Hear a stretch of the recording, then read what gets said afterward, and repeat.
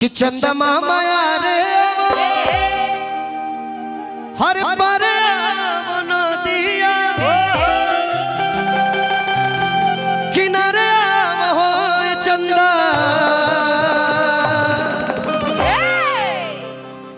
ए चंदा हरे आवनावा के बीचे ललनवा हमरो एक कन्हैया हमरो ए तो बबुआ हमरो खेली गेलू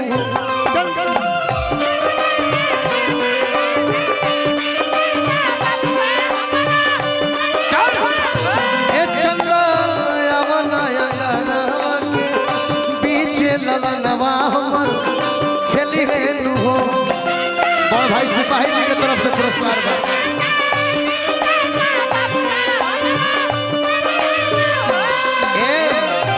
सोहर सोहर में भाव सोहर में नृत्य भी हुई ढंग के चाहिए है ने और गमछा दे हल्का फुल्का में सोहर के भाव गीत के पद्धति बदले जाता गायक के पद्धति बदले के चाहिए एमे बाबा के भाव लागे विजेंद्र गिरी जी के और चंदा माया रे परम नदिया नरम हो चंदा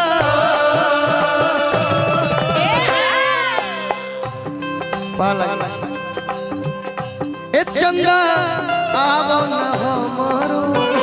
गनवा ललनवा रोवत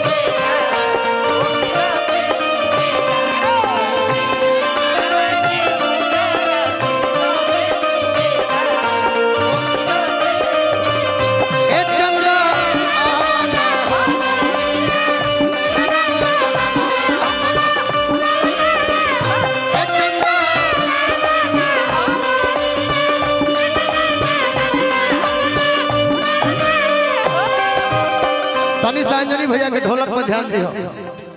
आ लई पर ठुमुक जइहो। इतना बात जब यशोदा मैया चंदा मामा से कहली हो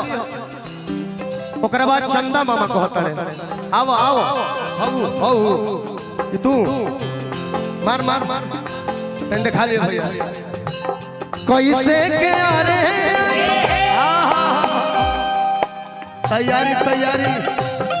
चलो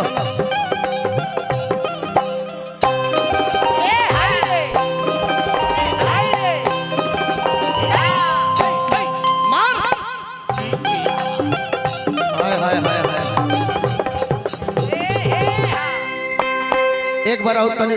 घूम के बैठ गए ले तने जैसे घूम के बैठल आओ कैसे के अरे हां ये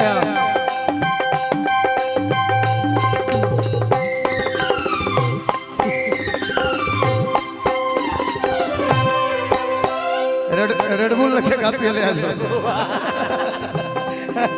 रेड बुल चाहत रहना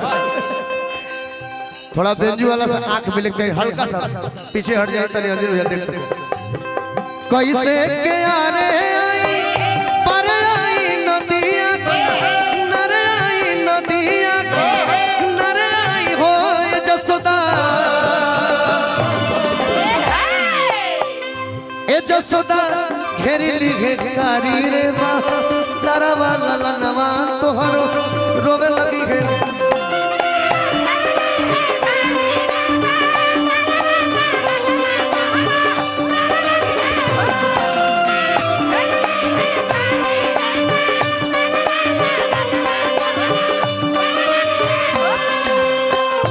अजय बाबा